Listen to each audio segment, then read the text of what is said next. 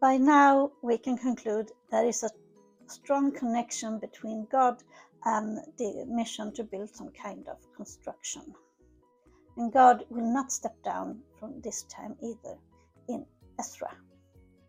So welcome to Leah's Bible Babble.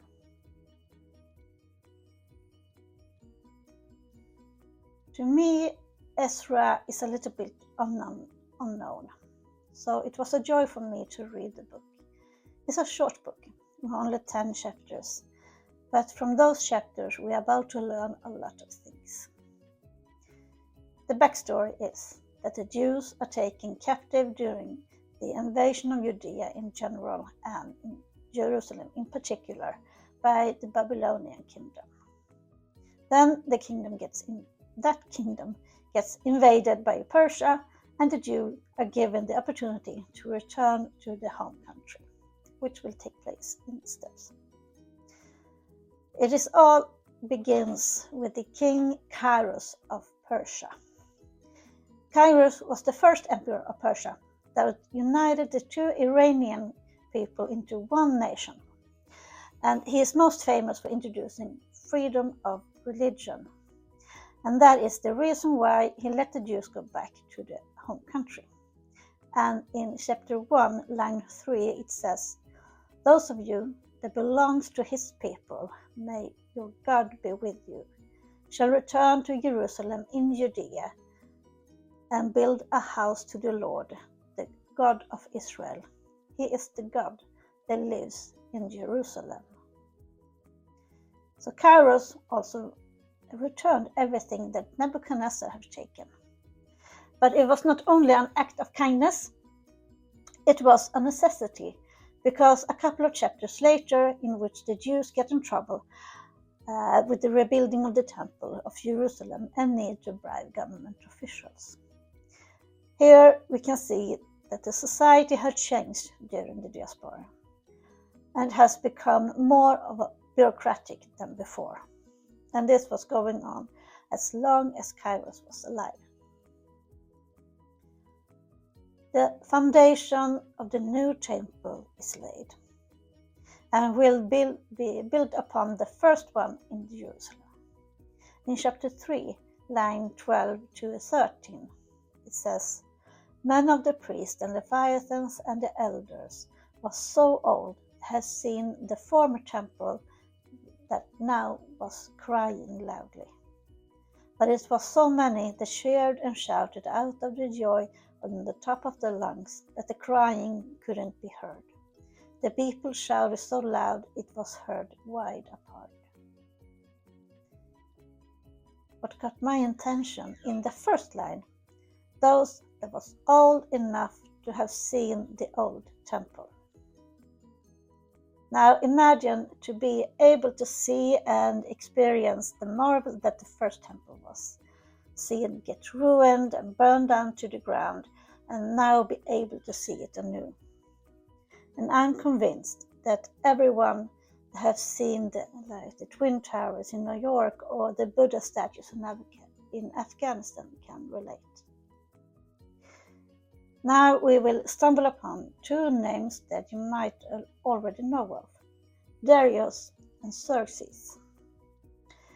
Darius is the grandchild of Cyrus, and therefore king over the Persian Empire, and his father to Xerxes. And those of you that says, "Hold on, wait a minute," I salute you, because these two kings are portrayed in the movie 300. The movie is far from an historical perspective, but the main storyline has occurred alongside some of the characters. I'll give you a link to Criticless review in the description down below. What will stand out of those kings that rule and the heirs that will follow, that they keep the freedom of religion.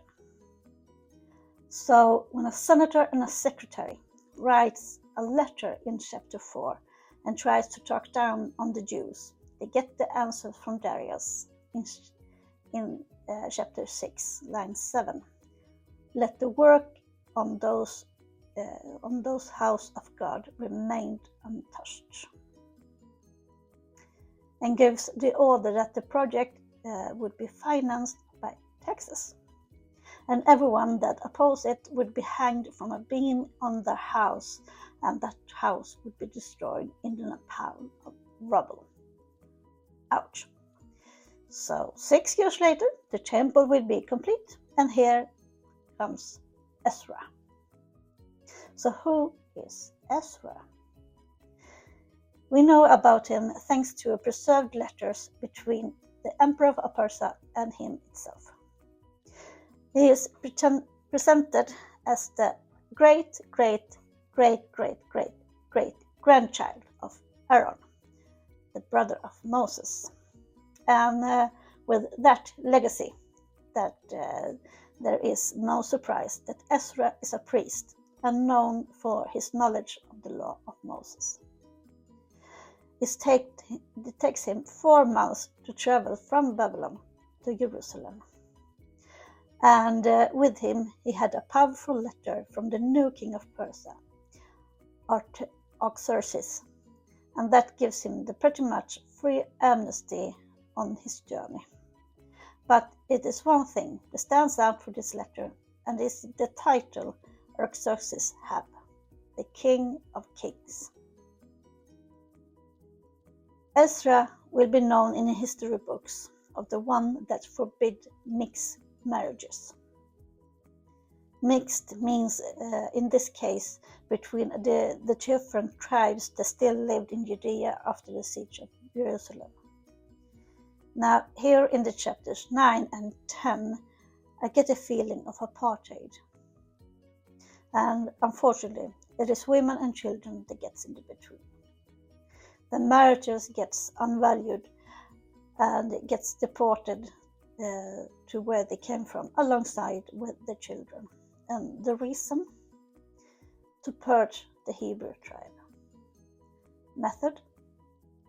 Build a wall around the city of Jerusalem, financed by non-Jerusalemic taxpayers' money, of course. So only the clean ones could enter and deport the rest.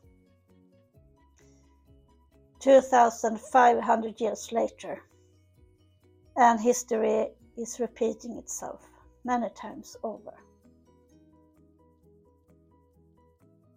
I hope you found this intriguing, and you might discover something in the text also.